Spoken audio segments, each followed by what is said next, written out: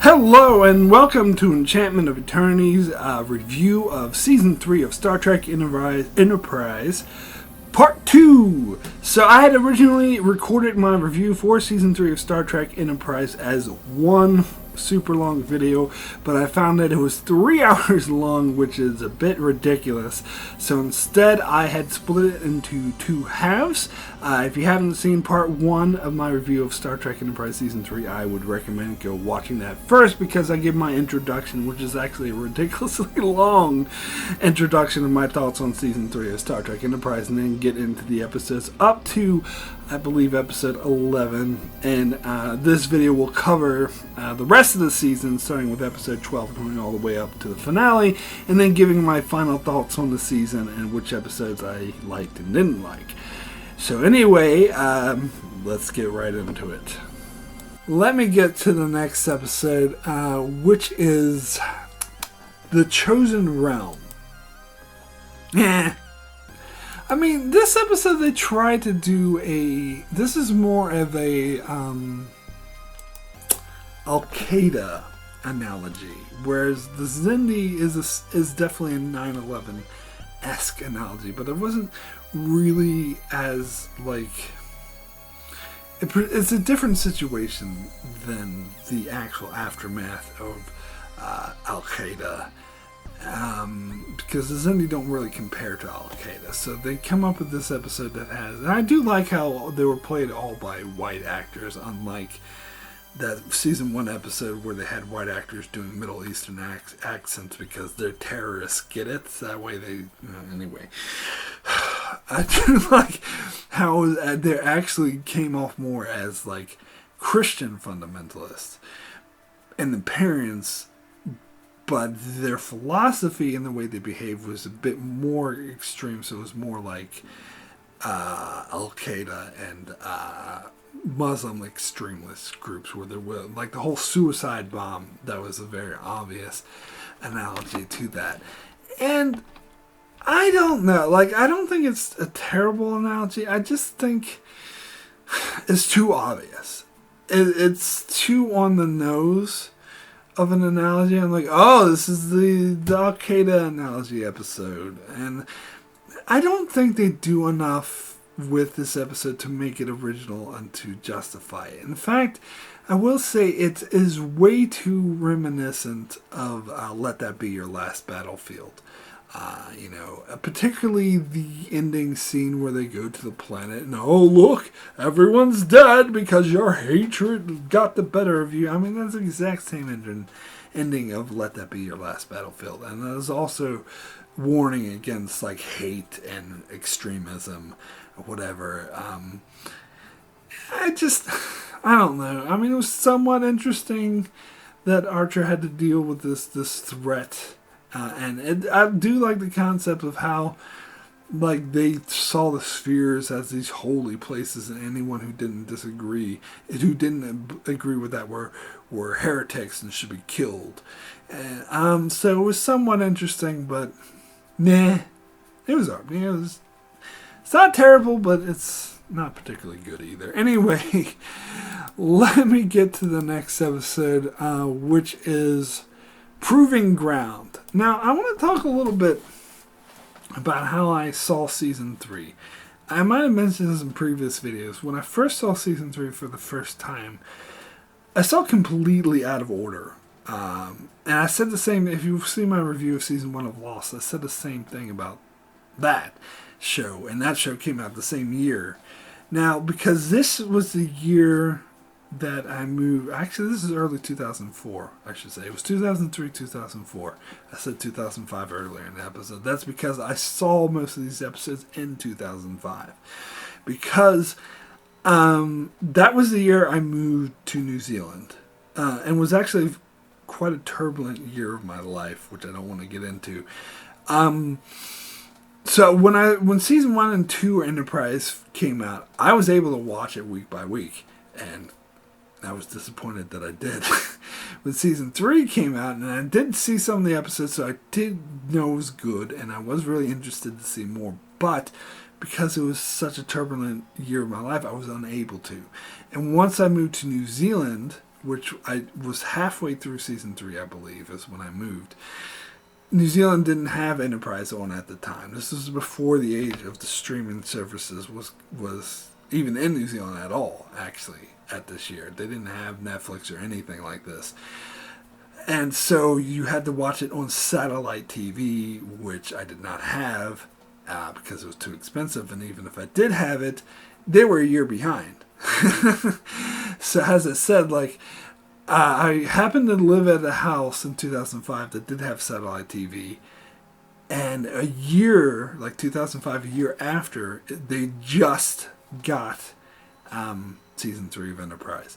And so the episode Anomaly I talked about, I saw that for the very first time a year after. Now, I asked my mother, who still lived in the States, to record Enterprise for me and send it to me because I'd seen some of the episodes from the first half of the season.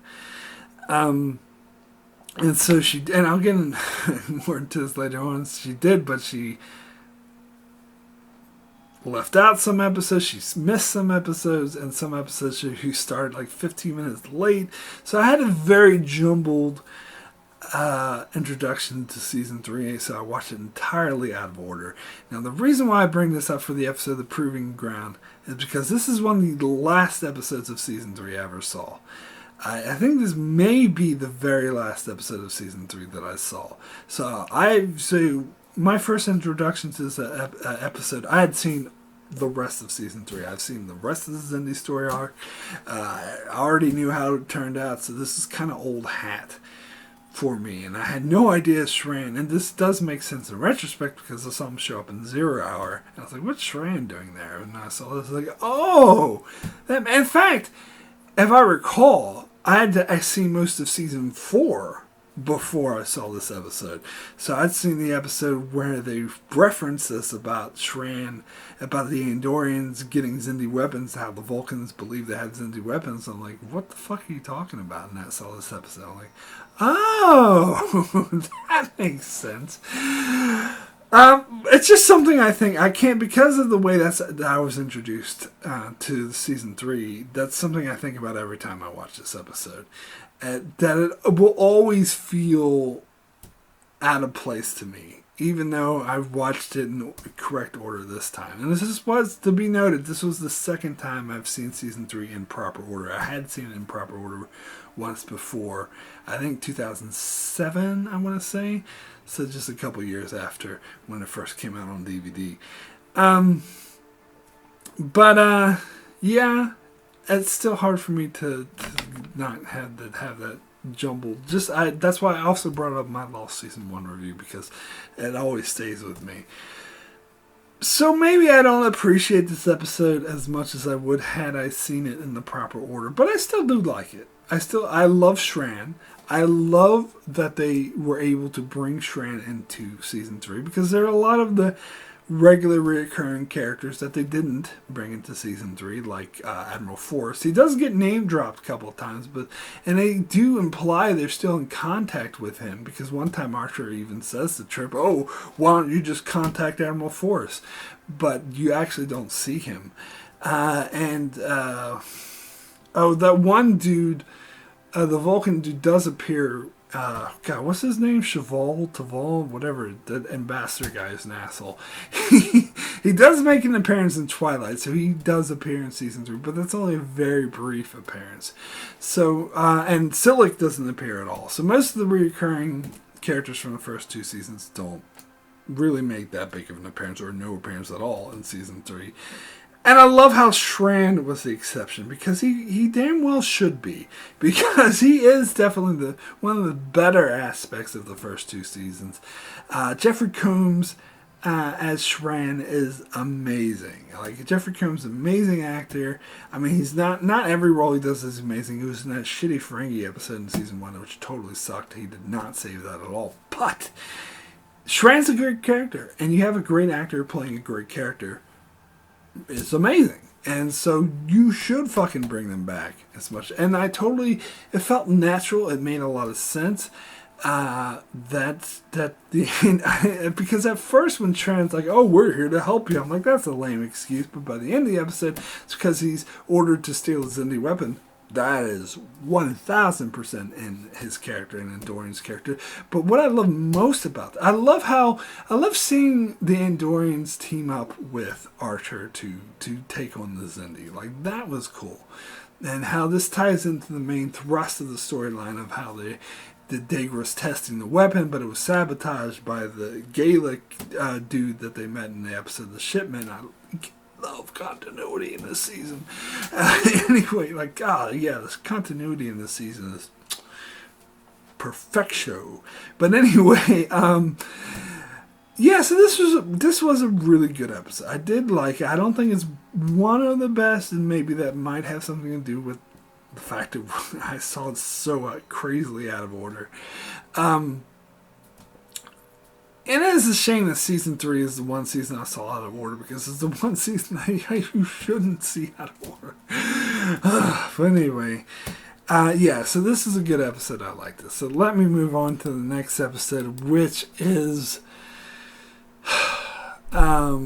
Stratagem, or Stratagem.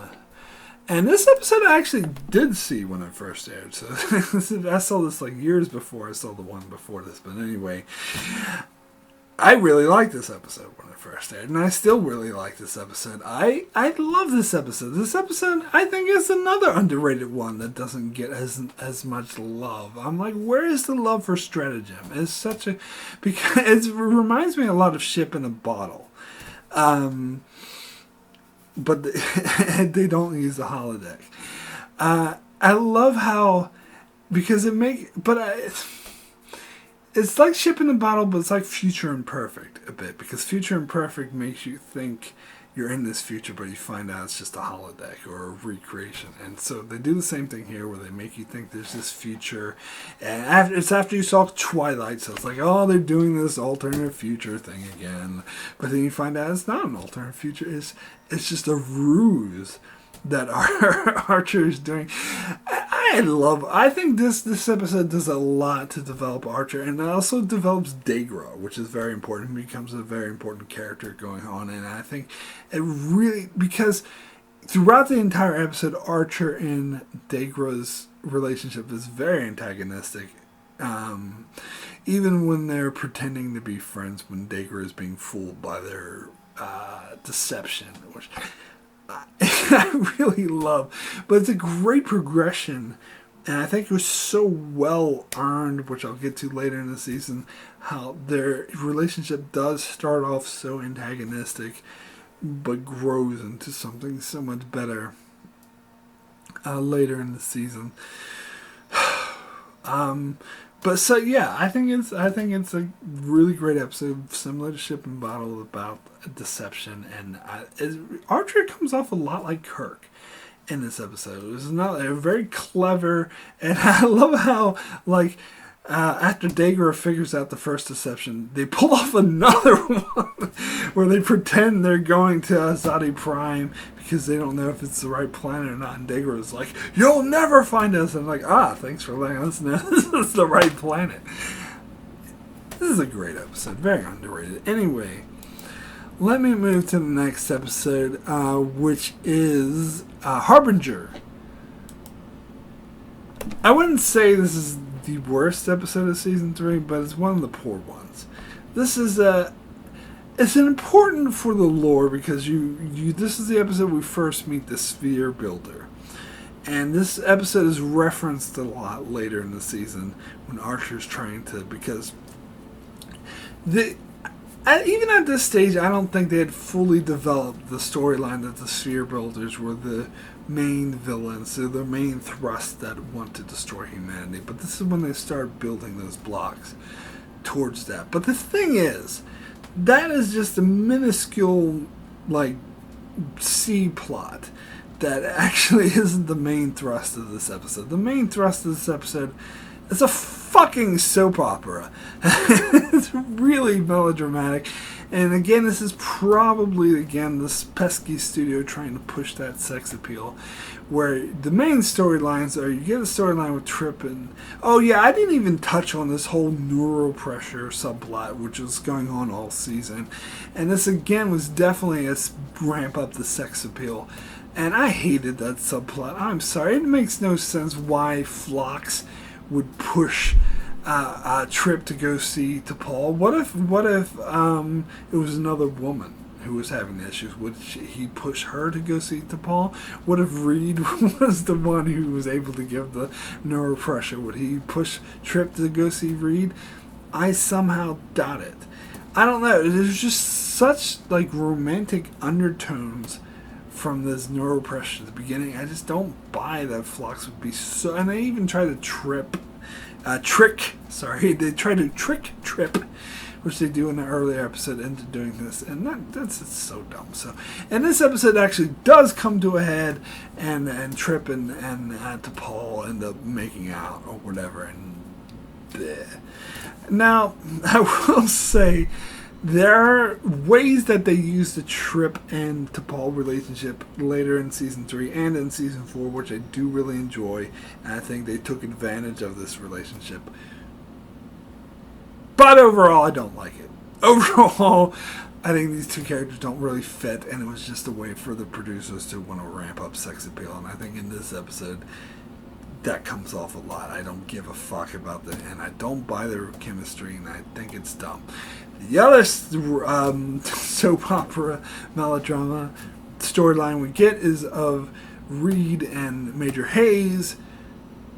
Me. I mean, this is another thing they were building all season, and I didn't give a fuck. Although I will say, this scene where Archer dressed them down for acting like 12-year-olds and just left at the room, and they're like, are we dismissed? I did kind of like that scene. But other than that, like, the whole thing with like Hayes wanting to do the training and Reed just being a dick because he thought Hayes was throwing his weight around, and Hayes was getting pissed off, and they were sparring, and I was like, oh, you're improving. Like, alright.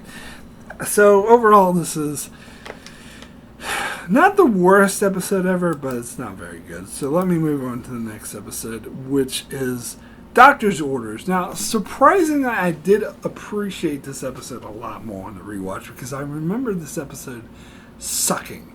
Because I don't like the premise of a crew member being alone on the ship while they travel through this region of space where everyone else has to go into like cryogenic sleep or whatever. And I generally don't like this premise. There's some movies and stuff, some I do like, but some I don't, that have this premise, which I think is not a very good premise. The movies I do like, such as Moon, that actually successfully pull this premise off, is because they do something unique and different with it. The premise on its own is just kind of flat and boring and cliche, and this is very similar to the Voyager episode called One, where 7 of 9 and the Doctor are the only two people left awake in the ship, where everyone else is put on cryogenic as they go through some weird nebula thingy-majigger, which is dangerous to them. It's almost like the exact same fucking plot, except this time you have Phlox and T'Pol, although, oh, what a shock twist! T'Pol was actually asleep and Phlox was just hallucinating her the whole time. Gee, I didn't see that one. That was the most predictable fucking plot twist ever. I mean, as soon as they introduced T'Pol, I'm like, she's a hallucination. I mean, it was beyond obvious, because they had scenes where Archer was saying to Phlox, I trust you. You're in command. You're in control of the ship.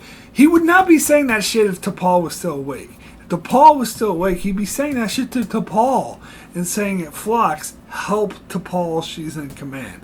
But he made these scenes made it clear that Phlox was the one who's going to be in charge of the ship, and they wouldn't be acting that way if T'Pol was still awake. So that whole fake out was dumb. But that being said, I do really like Dr. Phlox, and I did think this was an interesting episode. I think this is better than that Voyager episode 1, which I didn't really like. That had to do with 7 of 9 hallucinating this alien being an asshole to her. Where here, like, the hallucination was T'Pol, and that part of it was dumb, but the actual danger was real. that the expanse nebula thingy-majogger that they were going through expanded further, and so they were in a situation where they had to use warp drive and otherwise they would be trapped there for like several months or whatever, and there's no way they could survive from that. And so Phlox had to operate the warp drive, but he's met with the dilemma that he could wake up Trip, but if he does, Trip will die. So it's kind of a dilemma that he could risk destroying the ship if he starts the warp engine wrong, but if he wakes up Trip to do it correctly, then that's killing Trip. So does he sacrifice Trip in order to... And he manages to pull it off himself. And of course you have the thing where T'Pol, he's asking her to help, and she's like, oh, I don't know what to do. And it's like, because she's a hallucination, nitwick. It's so fucking obvious, man. Anyway, that was a very suspenseful episode, and I do think it was a good character story for Phlox, but...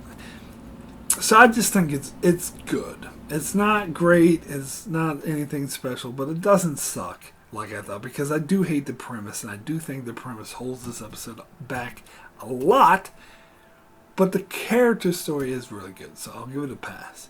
It was much better than I remember it being. So let me get to the next episode, which is just as bad as I remember it being, which is Hatchery.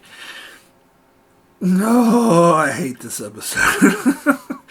I will say, while I was watching this episode, I was very close to giving this episode a 1 and saying this is easily the worst episode of the season, possibly one of the worst episodes of the entire show, because it's just such a stupid premise about Archer like getting sprayed by this insectoid thing. So it's like, let's save the insectoid babies, and he eventually like uses Hayes and the Makos to take over Enterprise to do his crazy things where anyone with half a brain could see that he's mentally impaired and should be relieved of duty, but when they try to do it, like Archer uses the Makos to threaten him, and like, oh yeah, I'll have you arrested and whatever, and Hayes is like totally on board. Now I could get to arguments with people. I'm sure some people might argue that this is in Hayes' character that makes total sense for him, because he's a very militaristic, follow orders no matter what kind of guy. But come on. I would argue if that's your stance, I would argue I have a higher opinion of military men. That even military men who are conditioned to follow the chain of command no matter what, even they have common fucking sense. And it's beyond common sense that Archer's fucking wacky. And more than that, Archer is actively doing things to jeopardize the ship, jeopardize the mission, because it's funny, the logic Archer often uses to Hayes to try to get him on board with this bullshit is to say, oh, Reed and T'Pol are jeopardizing the mission. But anyone with half a brain, with any sense of common sense, can see that Archer is the one who is jeopardizing the mission. So I'm sorry.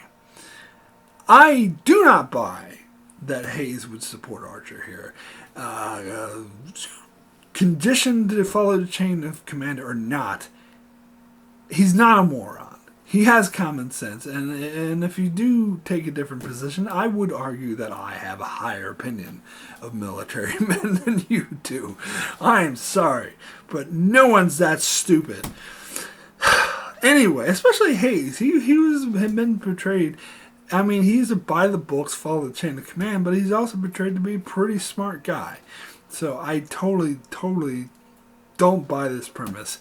And I thought it was cheesy, it was stupid, but the only thing that does save this episode for me, does prevent me from giving it a 1,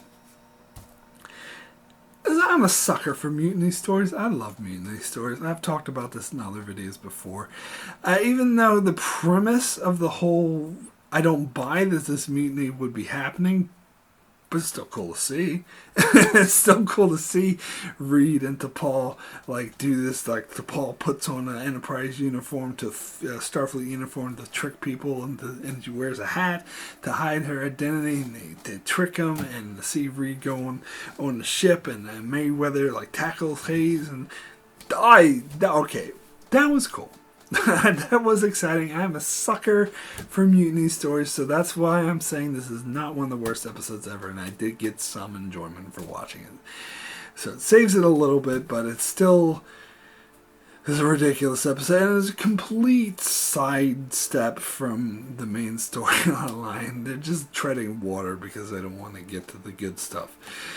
Beyond obvious, it's a silly episode, but Mutiny storyline saves it from totally sucking. Anyway, let me get to the next episode, which is Azadi Prime.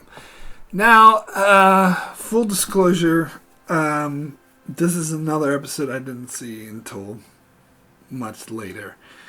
This is, for all intents and purposes, the mid-season finale, which I wasn't aware of. So, you know how I said I moved to New Zealand, and my mother sent me videotapes, VHS videotapes. Yeah, this is how long ago this was. Anyway, of Enterprise that she taped off the TV. They start with the next episode, Damage, and I'll cover that when I get to the next episode. And I'd missed this one. So when I saw Damage, I had no idea what they were damaged from. But really, this is a really good mid-season finale. So I didn't see this till years later. And again, maybe that's not why I don't have as high as an opinion as a lot of people do. Because a lot of people would put... I think this is in the top 5 on IMDb of highest rated Enterprise episodes. And every time... I remember this didn't make the top 3 of the one that they showed on UPN before the finale aired, but it was in consideration. The episodes you could vote for, this was one of them. This was like one of the finalists. And I never thought as highly of it. I did really like it, but rewatching it and seeing it in the proper order as you're intended to see it, I do appreciate it a lot more. I do think there's a lot of episodes in season 3 that are better in context. I'll get to this when I get to the finale, 3-part finale, but there are some episodes that, if you watch it out of context, is not as good. Because you need that whole context of the Xindi story arc. And particularly Azadi Prime, because if you don't know anything about the story arc, you're like, oh, what's a weird name, Azadi Prime. But if you're following the season, that was name dropped like all the way back in Stratagem. And that was their goal to get to. So every week they're like, we're going to Azadi Prime. Let's go to Azadi Prime. We'll get to Azadi Prime. And then when they finally get there, God, they're finally out of Azadi Prime. Thank you. We've been waiting forever for them to get to Azadi Prime. So it has a lot more meaning and power if you actually watch it in context. And plus the whole Xindi story arc has this, I would say, is the turning point of the entire Xindi story arc. Because even though we do touch on it from time to time before this point, like Shipment and Stratagem and stuff like that, this is when the story arc really kicks in. It really goes to overdrive, and in my opinion, really gets good. Now, I will say, though, that I think, and I'll get to this next, but the next episode, Damage, I think is much better than this episode. I think they're both great, but if you know my opinion, I think Damage is probably the best episode of the entire show. And it's often doesn't get the accolades that this episode does, which I find a bit mysterious. And I remember doing a video with my brother, and he agreed with me. He's like, you know, this episode's okay, but Damage is way better. Damage should have been on the top 5 on IMDb, not this one. And honestly, I've read a couple reviews when people are like talking about the best episodes of Enterprise, and they're like, "Oh, Azadi Prime, that's one of the best episodes of Enterprise, and here's why." And they describe the events of Damage. I'm like, dude, that's not Azadi Prime, that's Damage. So it seems, I think, part of the reason why people love this episode so much is because they get it mixed up with Damage. But really, it's kind of it forms a two-parter. Like, where this is the first part and Damage is part 2. But they do have very distinct and different stories, though. Even though they directly continue off of one another. Because at the end of this episode is when Enterprise gets damaged. And, of course, Damage deals with the aftermath of that. But I do see, like, watching it in context, why people would love this episode. First of all, that ending. Where that shows Enterprise totally getting fucked up by the Xindi, and it looks like they're getting destroyed. You see shit flying around, people like going into space, and the ship is like, you think it's totally fucked and it's gonna get destroyed. That was just super intense. And plus, like, this episode is really suspenseful, especially if you're watching context. The fact that I already knew what happened in the future after this kind of deflated some of the suspense the first time I saw it. So I had to try to put myself in the mindset of someone who doesn't know what comes next. And, which is how you're intended to watch this episode, of course. And it is super suspenseful in that context because it shows Archer wants to sacrifice his life to stop the Xindi weapon, and like other Reed and Merriweather like, oh, let me do it, I want to sacrifice my life, and Archer's like, now fuck that, I'm sick of sending other people to death. And this is really good character story for Archer. It shows how this is really like the stress and all the immoral things that he has to do since he entered the Expanse, since he went on this mission, is really weighing on him and dragging him down. And this I buy way more than Janeway's suicidal tendency that she had in Voyager. I think they did a much better job establishing that, and it made total sense that he was like, I'm sick of killing people, sending people to their death. I need to have penance for all the shit I did. I'm going to sacrifice my life. And the irony that he survives, but then his entire crew is going to die. That what's his face, the reptilian dude, like holds him and is like, I know exactly where your ship is and I'm going to destroy it. And then you see the Xindi converging on this and just blowing it the fuck. That was intense. So I do think this is, and I did appreciate this episode a lot more, and I do actually see why this is considered one of the best episodes of Enterprise, even though I do think Damage is better, and maybe some people get the two confused. maybe some people are actually counting it as one episode, as a two-parter. You could say that, but you need to, I think if you're going to do that, you need to specify that Azadi Prime and Damage together. But anyway, let me get to Damage, which, as I said, love this episode. Love it, love it, love it. Now, the first time I saw it, this was in the episodes my mother sent to me after I moved to New Zealand. This was the first episode on the tape she sent, and I hadn't seen the Azadi Prime or any of the episodes. I saw Stratagem, but I think that was the last episode relevant. I saw Chosen Round, which was totally irrelevant. So I think Stratagem was the last relevant episode to the Xindi story arc that I saw. And I didn't see the Azadi Prime. And she missed the first 15 minutes of the episode. So I think the first scene I saw was Archer on the aquatic ship, and then he gets returned to Enterprise, which is totally fucking damaged. And I'm like, what the hell is going on? But I love this episode anyway. Even missing all that context, it was still amazing because it doesn't deflate from the main story arc, the storyline, and I understand why some people, if they do watch it in context, they might be a bit disappointed by this episode because it does seem a bit of a cop-out. Because this, by all intents and purposes, was the mid-season premiere.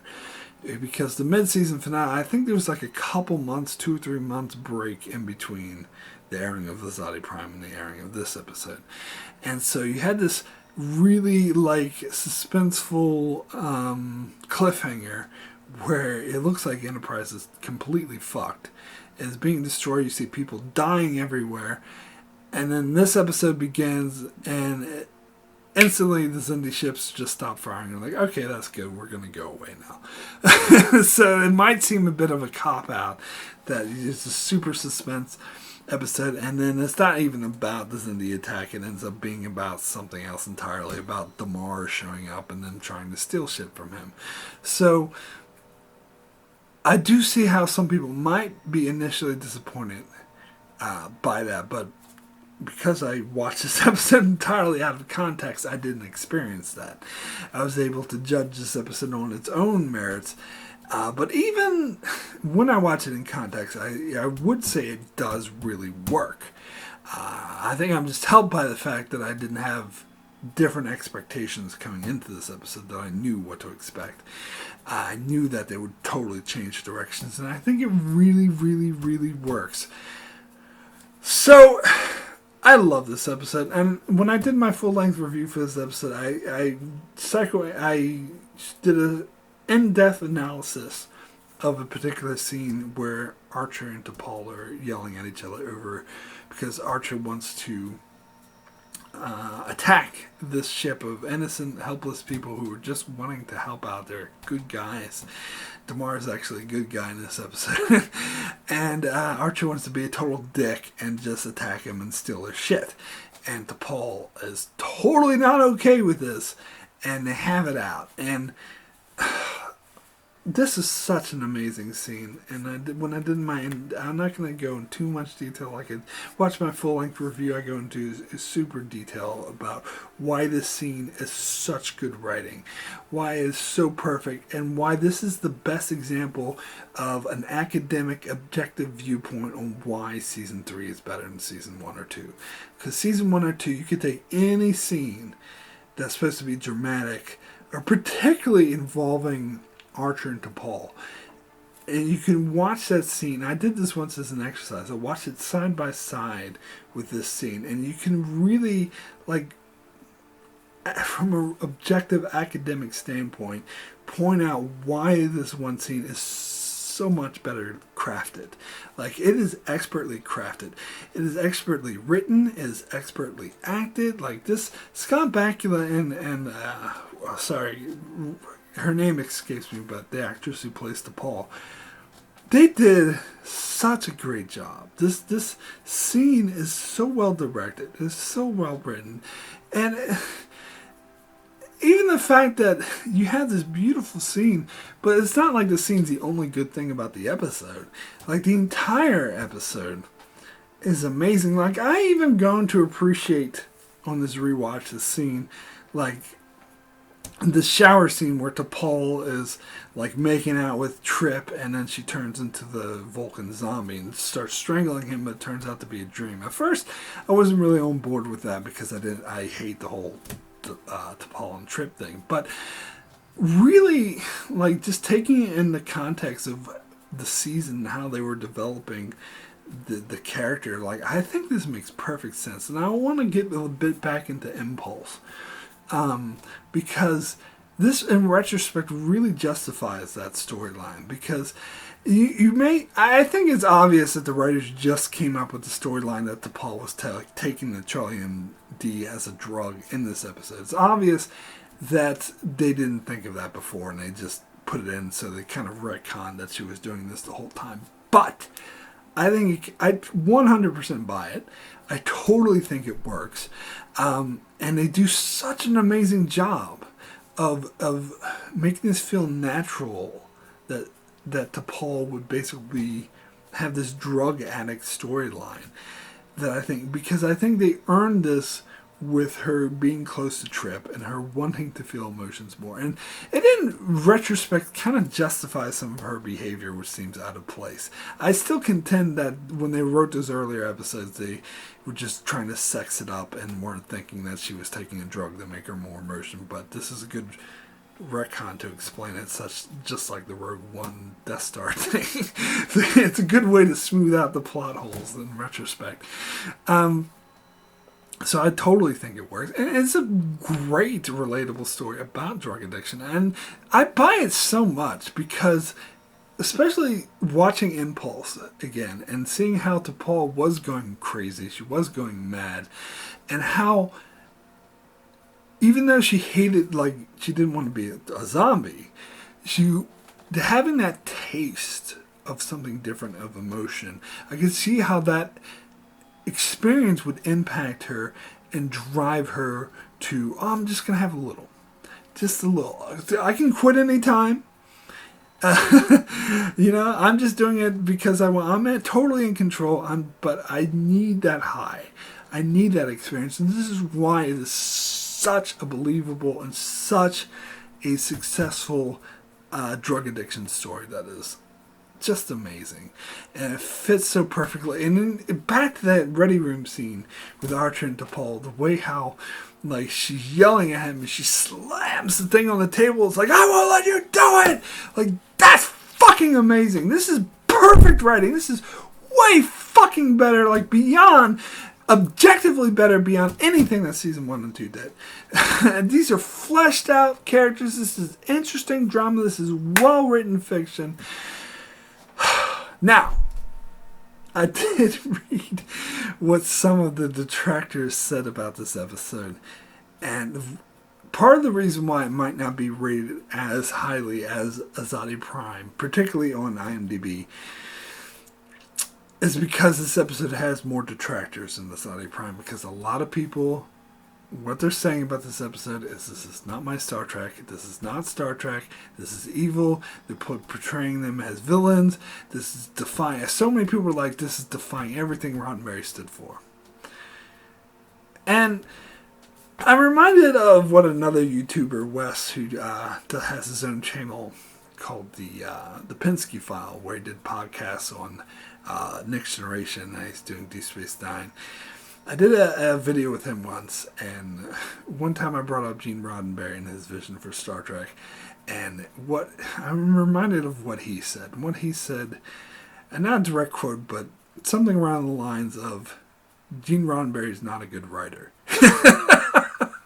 And what Gene Roddenberry did for Star Trek in his vision often resulted in bad writing and bad episodes, and his influence, particularly in Next Generation, where he tried to inflect his perfect vision of the future, often hindered the writers and resulted in bad writing. And I do agree with that to a degree. I don't know if I would say 100%, but there's definitely specific cases in Next Gen where that's the case.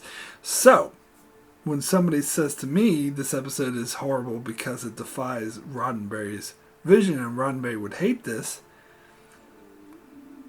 I gotta be like, well, Roddenberry was a bad writer. Don't get me wrong. I love his vision in some places. I talk about how I think his vision works for the show. I totally agree with this particular viewpoint. And of course, he created Star Trek, and a lot of what he did for Star Trek was good. Particularly the original series suffered a lot when he left. But the original series movies got better when he left. So, and Next Generation got better when he left. Don't get me wrong, I'm not Roddenberry hating. I do appreciate his vision. I appreciate what he did for Star Trek, but he's not perfect. And sometimes stuff that violates his vision does so because he was a bad writer. So stuff that violates his vision is good writing. And because analysis of this episode is like In the Pale Moonlight. And I described this episode as a cross between two of my all-time favorite Star Trek episodes, In the Pale Moonlight and Year of Hell.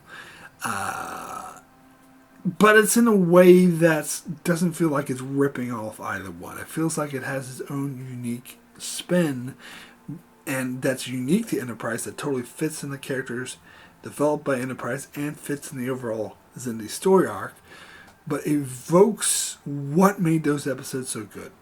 As far as Year of Hell goes, Year of Hell, why I love this episode so much is because it shows Voyager at its absolute worst. It shows the ship falling apart around them and how they have to deal with absolute horrible. And this episode's better than that, than Year of Hell. As much as I love Year of Hell, I'd have to say this is better.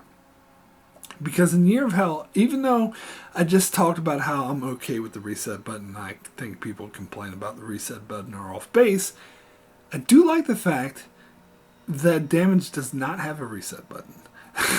I do think that is an advantage, because with Year of Hell, that's just an alternate scenario that doesn't come to be, because they magically fix Voyager at the end of the episode and it's perfectly back to pristine, where here, there is no magic reset button. Enterprise is fucked, and they have to deal with it.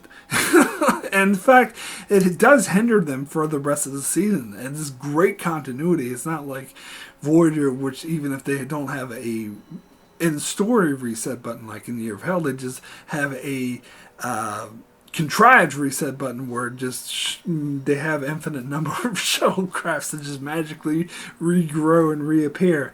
And I love how Enterprise doesn't do that. It keeps the continuity. It references the Damage for the rest of the season. In fact, it does portray that Enterprise is not always acting at 100%, and they're not always up to snuff because of the damage they suffered in this episode. So there's no magical reset button.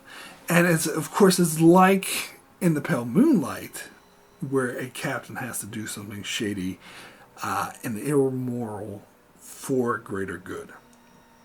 Now, one of those negative reviews I was talking about that hated this episode said it was worse than In the Pale Moonlight, because In the Pale Moonlight was Garrick. And Sisko, even though he ultimately agreed with what Garrick did and said he wouldn't change a thing if he had to do it all over again, he was morally opposed to it, and he wasn't the one who suggested it. He would never actively allow Garrick to do the things he did. Garrick had to deceive him in order to do it, even though part of him wanted to do it, and this was made clear in the episode. Consciously and actively, he pretended to be against it and thought he was against it until he realized what needed to be done. Whereas with Damage, it was Archer's idea from the beginning. It wasn't Garrick's idea. Archer was the one who came up with the idea to attack innocent people. Now, I'm sorry, I'm going on this episode a lot, but I'm sorry, I love this episode so much.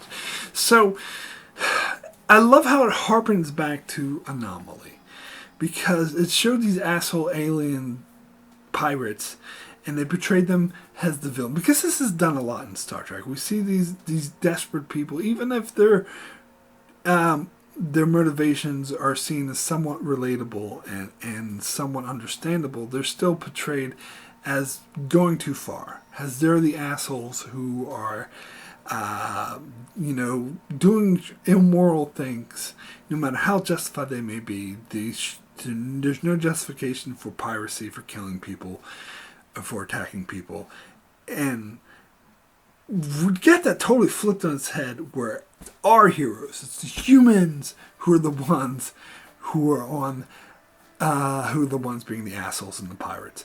Now, the reason why I would argue against this defying what Star Trek is all about is because at the core it's not. At the core, Archer's still a good person, and you can see that by the way he actively tries not to harm these people. In fact, he pays them by giving them food and supplies, which don't tell me he couldn't use. He could have used that food and supply, and the Trillium D, which these aliens desperately needed to protect against the anomalies.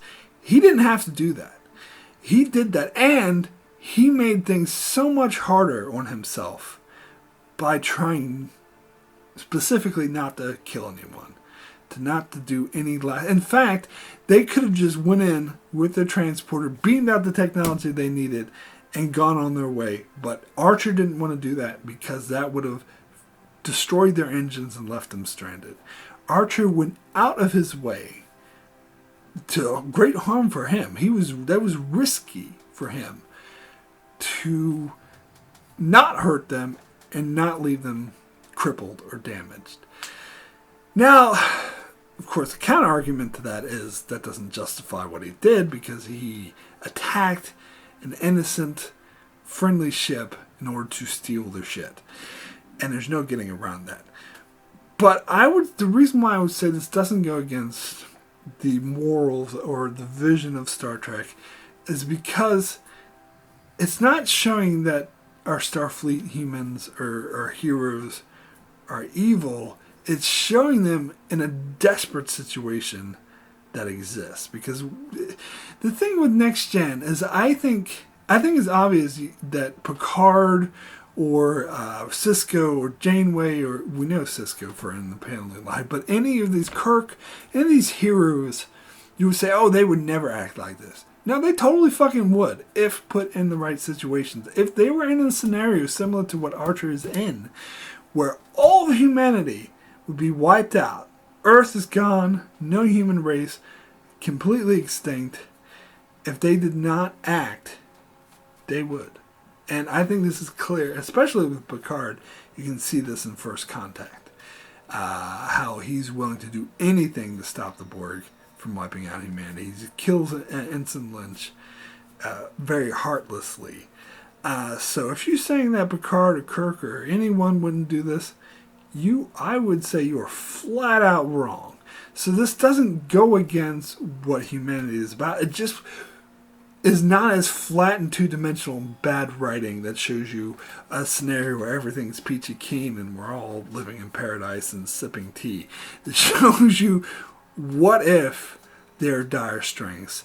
What are the lengths that we would go to say to how far would you be willing to bend this high morality to save human race?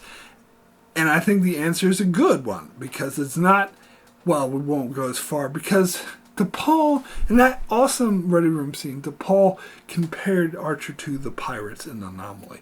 But the difference, and Archer's counterpoint, which I actually think is a good one, is that he's a lot different than those pirates, because those pirates didn't give a fuck. They killed people, they destroyed ships, they did not give a single solitary shit. Whereas Archer went out of his way to do as little harm as possible, but he was in such a desperate situation that he had to attack them and steal their shit. Which, and it's morally questionable whether or not you think that was a good thing, and that's why it's good fucking writing. That's why it's amazing writing, and that's why it's such better television than if they just stayed true to Roddenberry's idea. So screw those people who hate this episode. They don't know what the fuck good writing is. Anyway, sorry. God, this is going to be such a super long video. Anyway, let me get into the next episode, which is The Forgotten. I went on IMDb and saw I had rated all the episodes of season 3, and I give this episode a 4. And I watched it again, and I was like, what? Why the hell did I give this episode a 4? I don't know. Maybe I was off-put by the slow pace of it, and maybe the fact I don't like Trip. But this is actually a really good episode. What I love most about this episode is that, and happens in season 3 a lot. What I hated about the whole red shirt trope in Star Trek and the original series, Next Generation, Voyager, or even Deep Space Nine, although Deep Space Nine had a few exceptions, but mainly Next Gen, original, and Voyager, is red shirts, minor characters would die and no one would give a solitary fuck. I mean, there's a few exceptions in TNG too, but for the most part, there are some really bad examples of just killing off red shirts like crazy. Nobody cares. It reminds me of this episode of Lost when Boone brings up the whole red shirt trope to Locke, who'd never seen Star Trek before, and he describes it to him and saying, oh, if Captain Kirk beams onto the planet and there's a guy wearing a red shirt, he dies. And Locke's response is, well, sounds like a piss poor captain to me. I think that's great. Anyway, I bring that up here is because Enterprise avoids that trope. Because shitload of people die, but it has impact. It's not like completely erased and forgotten. Nobody gives a shit about it.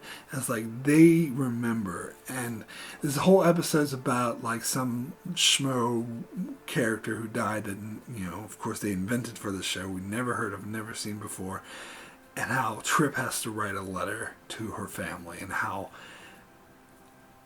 much he's avoiding this, how hard it is for because he has to deal with his own loss of his sister, and I think it doesn't. It makes me like Trip.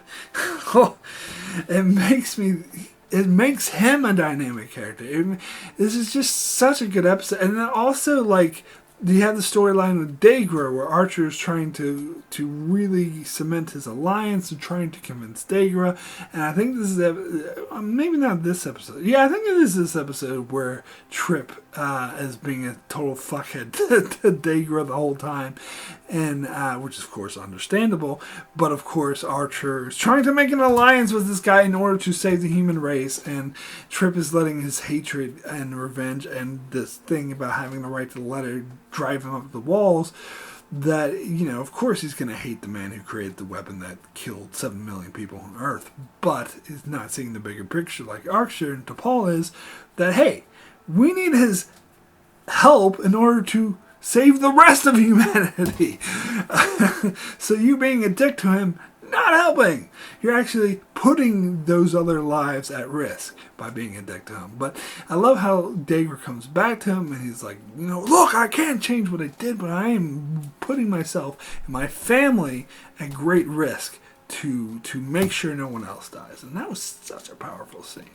I think the main thread of the week of this episode with the little plasma conduit exploding, I think that's probably why I dismiss this as just another crappy throwaway episode, but because that is kind of a throwaway who gives a fuck about threat. But that's not really the drive of the episode. The drive is the emotional character stuff, which I think really works. So I wouldn't call this one of the best episodes ever, but it is an effective, good episode. Anyway, let me move on to the next episode, which is E2. Now, this is the one sort of outlier of episode in the second half of the season, because even though it's arguably the third of the season rather than the second half, but this is if you say Olle Prime was the mid-season finale and all the episodes after is the second half, but really it's less than the first half, but whatever. Then that second half is amazing. This is the one exception, E2. Now, I don't think this episode's terrible, but it's not particularly good either. It is a bit too much of a rehash of Children of Time from Deep Space Nine. The whole premise of the crew meeting their descendants because the ship traveled back in time, and then they had everyone got married and had kids, and so centuries later they had descendants. So by the time they met up to the actual timeline, the crew meets their descendants. And it's not quite as bad as Oasis, per se, that completely rips off Deep Space Nine episode and does it much worse in a very unimaginative way. It's not quite as bad as that. But it's not that great either. It is much more of a direct rip-off than some of these other episodes I've mentioned, such as Damage, which more of just take inspiration, where this is more of a direct rip-off. Even though it's not as bad as the Oasis or whatever, or the one from the second season where Trip was trapped on a planet with the alien dude. Can't remember what that episode's called. It's so shitty. I don't know. Whatever it's called, it sucked. But it's not as bad as those episodes. But it's kind of like it. It's just not as bad. It's not very good. I'll put it that way. Who's the lead actor from NCIS or some show like that? He looks really familiar. Or Law and Order. I don't know. He's one of those generic shows. But anyway, Jag? I don't know where he's from. I think the guy who plays Hayes was on Jag. I'm getting off topic. Anyway, it's kind of cheesy. I didn't really like it. It was like the whole way to Paul, because they're trying to make it fit into the overall storyline, because the Zindi kept asking how many Earth vessels. They're saying, how many Earth vessels? And here it's in retrospect, oh, it's because there's been another Enterprise floating around the Expanse the whole time. Personally, I think if there was another Enterprise floating around the Expanse, someone would have noticed a lot more. And how come they didn't encounter him more? I don't know. I just don't buy this. I will say I do like this episode better than Children of Time, but I didn't think that highly of Children of Time. So it's not very high praise. And mainly because I didn't like the ending of Children of Time. I think it created a paradox and it invalidated the whole episode. Just for a chance to be all dark and edgy. And I think it actually just made the whole episode make no sense. But the E2s, what they do here is they leave it ambiguous to whether or not the timeline changed. Oh, maybe the timeline changed so that our descendants never existed. Ooh. I mean, it's slightly better, but it's still kind of dumb. It's unnecessary. I mean, it's so dumb because Degra said, oh, go to this corridor where the pirates are. Watch out for pirates. And, of course, that's like Chekhov's gun, like 101. Ooh, the pirates are... And it's just a waste of time. Anyway, not the worst thing ever, but this is the one blemish on that second half. The second half is, like, amazing. As I said, with the best run of episodes in the entire Star Trek franchise, minus this one little blemish. Anywho, let's get into the next episode, which is The Council. Now we're getting into, I consider this a three-parter. Most people call Countdown 0 Hour a two-parter. I think it's a three-parter. The Council, Countdown 0 Hour. And honestly, this, if I had to name my one favorite out of the three, I would probably say it's this one, The Council. But... And I was going to talk more about how out of context thing is that any one of these episodes, if you watch, especially if you watch Countdown 0 Hour without watching The Council or any of the other episodes that build up to it, they're not as good. But I don't think that makes them less quality. I think they're still some of the best episodes of the entire Star Trek franchise, even though you do need that context of season 3 for them to be that good. But they are not as good because I did a video once with my brother Abkin Tomko and another YouTuber, Phil the Issues Guy, and we talked about we like ranked the various Star Trek episodes, like the top 5 from IMDb from each show, and Phil rated Countdown 0 Hour very low, which really irritated me and my brother, who both had it in our top 10. Because we were doing like a special format where if someone names an episode low, that's its official rank, so it kind of screwed up our rankings for it. And we were sort of arguing with him about it. And I don't think he'd ever seen Enterprise all the way through before, so he was watching these episodes out of context. And I think me and my brother came to the conclusion is that why he didn't think as highly of them. That if you have the context is everything. Context is for kings. And it is, and I think the same is true of Deep Space Nine. You could say the same of like Sacrifice of Angels or What You Leave Behind or Tacking Into the Wind, Behind the Lines. Any of those things are not as good without the context of the... And I don't think that's bad. I don't think there's anything wrong with it. I think having that greater context, that greater continuity, that greater serialized storyline, it's like any show like Game of Thrones or Breaking Bad. You watch them out of context, they're not as good either. It doesn't make them any lesser of a show.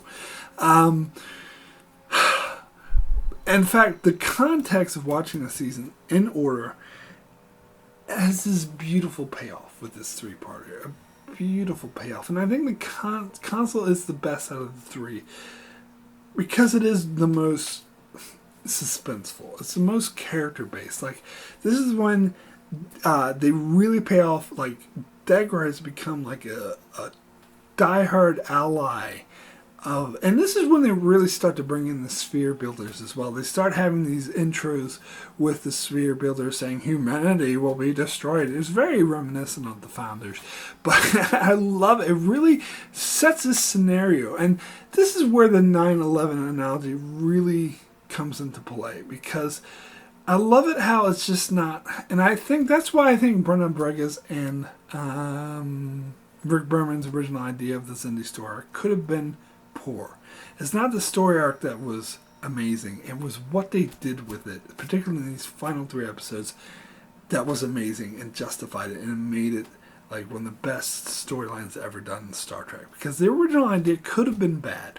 It could have been, oh, there's these evil aliens like the Borg ripoffs or whatever. Let's have another evil alien that wants to wipe out humanity because they're evil.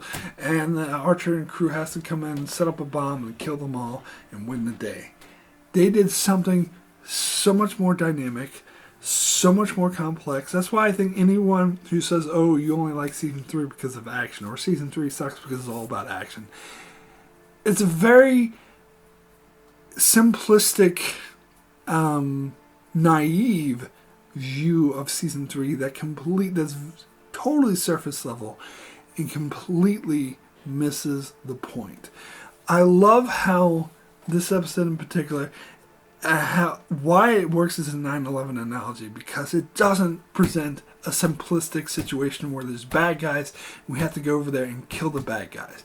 It presents a situation where there's a complex inner culture, inner struggle that exists. We have 5 species of Xindi that all have different values. They're all struggling. They have their own conflicts. They have their own issues. You have to go in and you have to negotiate. You have to take all these complexities into account. Instead of Archer just saying, oh, I'm going to go in and kill the bad guys, he has to make alliances. He has to make negotiation. He tries to convince the Xindi, the reptilians, the insectoids, I am on your side. I want to do what's good. Now you could say that the sphere builders are kind of the bad guys, but it still presents a complex situation where someone's being manipulated, and you have to point out that you're being manipulated for their own power-hungry reasons, and some of the factions will agree with you more while others don't, so you have to work with those who are on your side, who can see your point of view, to try to convince the others. But of course, if the others actually attack you like the reptilians and insectoids do, you have to attack back. And I love that. This is so Star Trek. Anyone who says, oh, this is against Star Trek, they're flat out, they're wrong. They're wrong. Incorrect. Nothing could be more Star Trek than making these analogies like this, where you have complex situations where you have to have negotiations. Right? This is more Star Trek than Best of Both Worlds. This is more Star Trek than First Contact. This is beautiful, beautifully diplomatic, beautifully Star Trek. In this episode, I'm sorry, I love these episodes so much. I love them so much. I think this 3-parter, if I ever do a top 10 episode list of the entire Star Trek franchise, this 3-parter will fucking be in that top 10. That is for sure. This is the best of what Star Trek, and it really annoys me how underrated these episodes are. Although Countdown and 0 Hour are both in the top 5 on IMDb, so maybe I'm being ridiculous by saying they're underrated. But I just seen so many detractors of them, and it's just, I don't know. Everyone's entitled to their own opinion, of course, but this episode's beautiful. This episode's so good. I think even better than the other 2, because the other 2 do rely a bit more on action, suspense, where this is very dialogue based. It shows the complexity. It has Hoshi going in with Archer and translating, and Archer trying to convince him, oh, we're on your side, and it's got the intrigue where the reptilian dude kills Degra, and it sets, it's such a suspenseful, it's just so good. Anyway, let me get to the next episode, which is Countdown, which I don't have to go as long about because I already talked about how amazing this whole 3-parter is. Some people consider this the first part. I think this is definitely the third part. Council is the first part. Anyway, this continues as this continues where they have to go rescue Hoshi, and it shows her being tortured. Like, this flushes out Hoshi's character even more. Like, having, especially in the next episode that shows her the ordeal, like, she's willing to kill herself. She tries to commit suicide to prevent the reptilians from getting the last code in order to launch the weapon to destroy Earth. That shows a lot of character. I mean, and then you have the storyline with Major Hayes and how, Reed has to reveal that the Corporal Hawkins died. Again, we subvert that goddamn stupid red shirt trope by even though this is a red shirt maker, like Reed has to say, look, I feel this death just as much as you do. He was under my command. And by the end of the episode, Hayes dies. And that scene, oh my god, it was so touching. It was so powerful when Reed had to go to the other makers and tell them that Hayes died and that he needs some volunteers to go risk their lives to save humanity, and everyone steps forward. I talked about before how I hate the trope where someone asks for volunteers and everyone volunteers, but in this case, it was actually touching. It actually works. Partly because there's only like 6 people there, so it's easier to buy, but still. God damn, these episodes are good. Oh my fucking god, these are so good. Have you seen my review for the first 2 seasons of Enterprise where I'm just going, these episodes suck? Like, this is really the exact opposite of that. And I do think in many ways Season 3 is the exact opposite of Season 2, where Season 2 had some good episodes, like 1 or 2, but it was just bad episode after bad episode after bad episode, and the whole time was like, Where Season 3 is the exact opposite. It has some bad episodes, but it's just good episode after good episode after good episode. I'm just like, Anyway, I'm sorry, I keep harping on that point, but I can't help it. It's just so evident to me. Anyway, let me get into the finale, 0 Hour. Now, I still think this is one of the best Star Trek episodes ever. I probably would say it's the weakest of the 3-parter, but that's like saying Two Towers is the weakest of Lord of the Rings. They're all amazing movies. So the whole 3-parter is amazing. The whole 3-parter is the best of all Star Trek. But this episode does get a bit too stereotypical. Like the whole hero shot when Archer's like running from the explosion, that did seem a bit cheesy. A little bit. But it's still an amazing episode. It's still racist. And then you have Shran show up again. This is totally paid off. Now, I do have to talk about the weird way which I was introduced to the season, because this is kind of funny. My mother, when she sent me the episodes on videotape, she didn't tape this one. So I got to the end of Countdown, and that was it. So for the longest time, I guess this is before I looked up on the internet to actually see the actual episode list of the season. For the longest time, I thought that Countdown was the season finale of Season 3, and that we had to wait to Season 4 to see the conclusion. Until a couple months later, Season 4 came out, my mom sent me the videotapes for Season 4, and she started with Part 2 of Stormfront. And I was just like, what? What the fuck is going on? And so then I went online and I said, oh my god, there actually is another episode of Season 3. So I immediately went and downloaded it. A bit shady, but come on, I had to see 0 Hour. So that's kind of funny. But that doesn't affect my impression of this episode overall, though. Although it does affect my impression of the cliffhanger, because a lot of people think that this is the dumbest cliffhanger. In fact, I think I even called it one of the worst cliffhangers of Star Trek. But the thing is, I had already seen the two parts that conclude the storyline.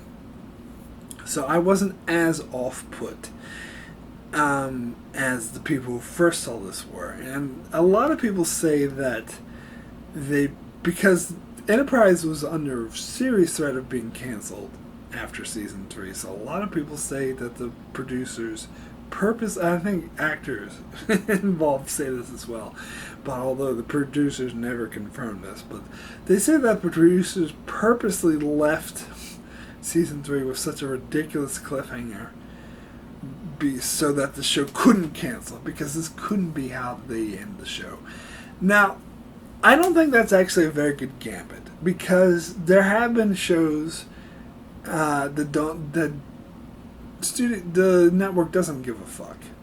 They cancel it anyway. There's shows like Alf, I think, was not meant to be the final episode originally. That was meant to be a cliffhanger. So it ended up, because it was the final episode, it ended up ending in a very dark note. And Terminator 2, or not Terminator 2, but Terminator Sarah Connor Chronicles, which is actually a really good show. It got canceled after the second season.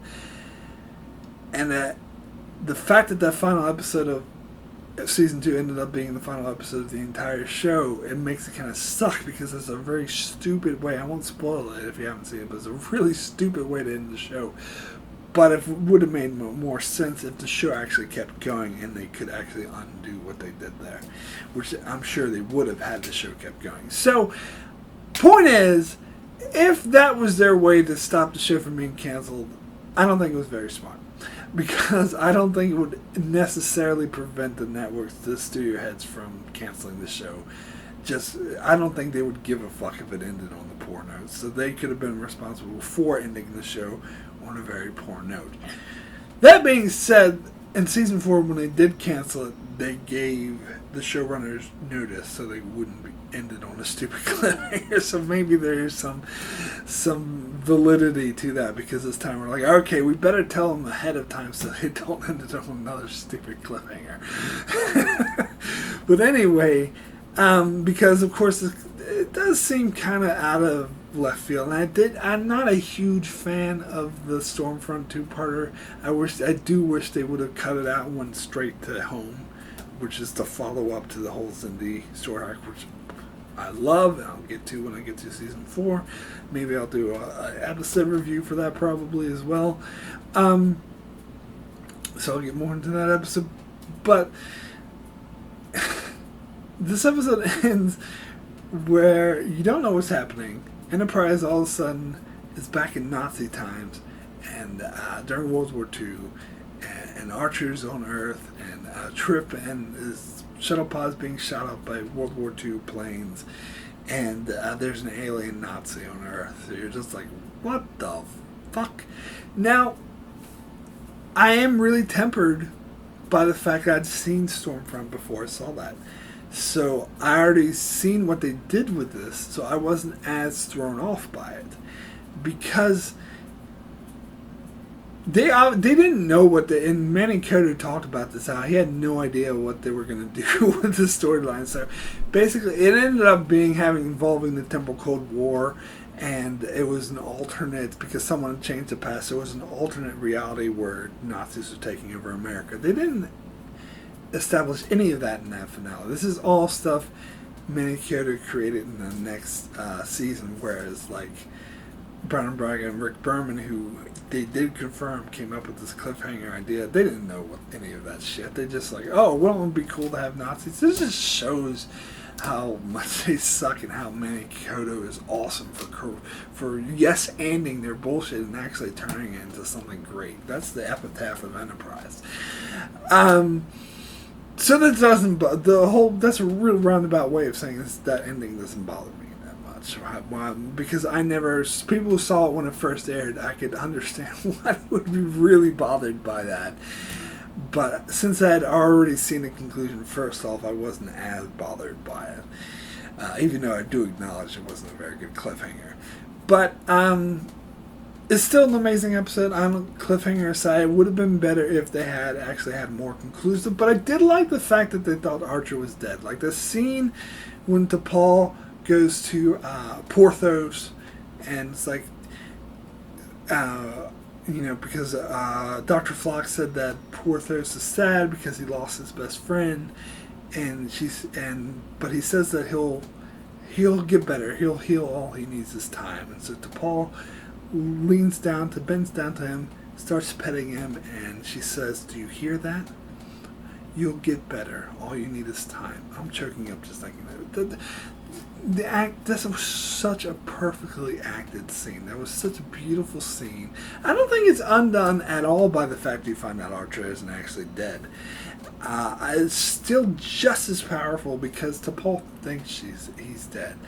And I love the bittersweetness of the fact that the Enterprise crew learned that Earth is saved. The human race is saved. It will not be. They succeeded in their mission, but their captain's dead. And the fact that the captain's dead is sort of overriding. You think they'd be celebrating, but they're not. They're sad and they're melancholy because the captain dying makes it too bittersweet of a victory. And I love that. And I don't think it's undone by the fact that he's actually not dead. I still think it's just as powerful. And some of the action scenes itself, I think, has this Shran showing up at the last second to save them and saying, "Our chose me!" Like, so good. Like, Shran's such a great character. And I must admit, I love the scene where the Makos are attacking the Xindi and the Makos kill one of the Xindi, but one of the Xindi kills the Mako. Like, even it's a minor Richard who cares about character. You care about that character being killed. Like, they make you care. This is way better in most action scenes. This is better than most action fight scenes in all of Star Trek.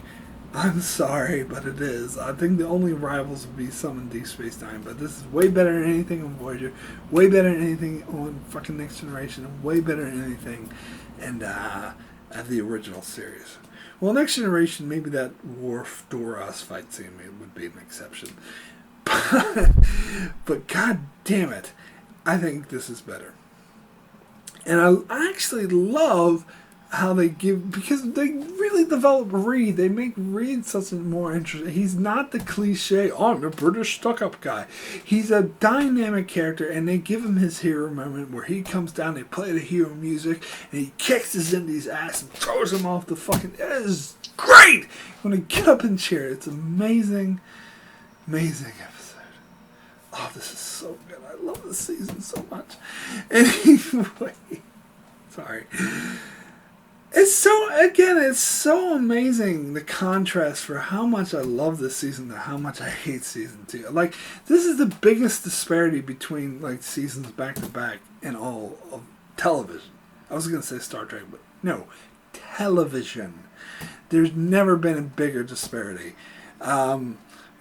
Even it's Next Generation. I talk a lot about Next Generation Season 2 and Season 3. Season 3 is my favorite season of Next Gen, and Season 2 was shit.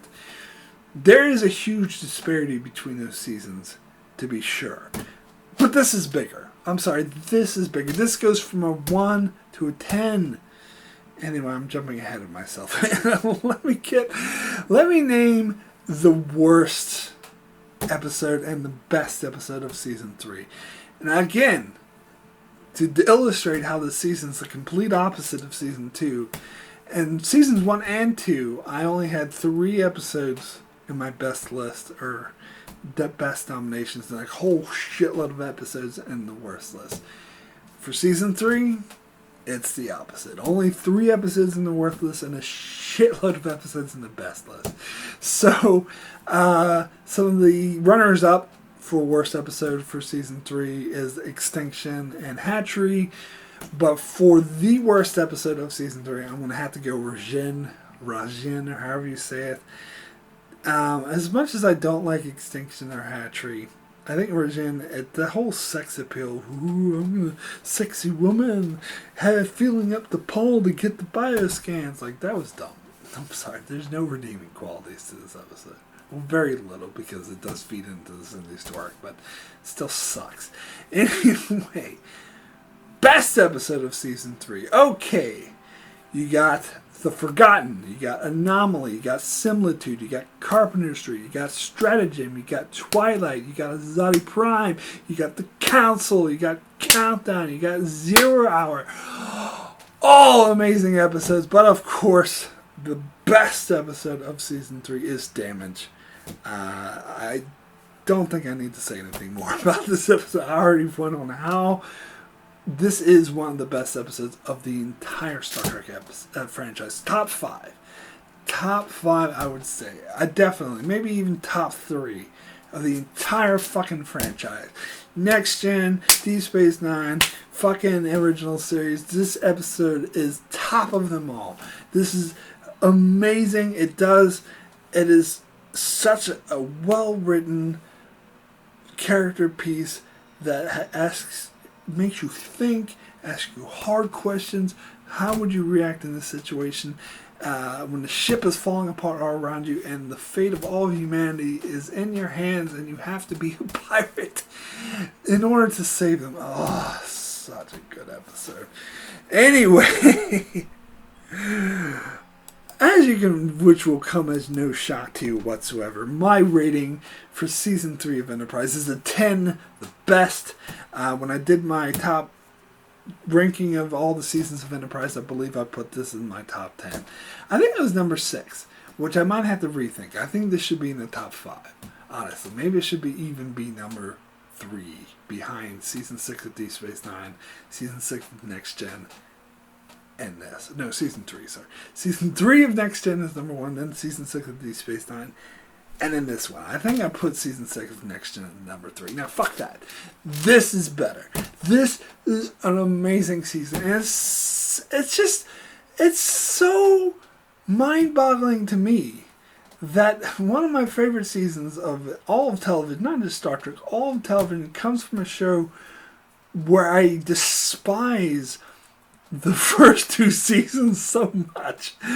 And I think a lot of times I do talk shit about Enterprise more than I should, especially considering how much I love this season, because I focus on those first 2 seasons, which, as I mentioned, even those 2 seasons have their good points. They do have some good episodes here and there, but I mean, this, as I said, it's objective truth that this is beautiful writing.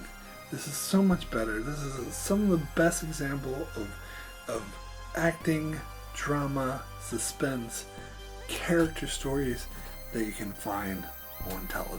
I put it right up there with the best seasons of Breaking Bad and Game of Thrones. Fight me. Alright? I'll fight you on that. Anyway, that is it for my super long review of Season 3 of Star Trek.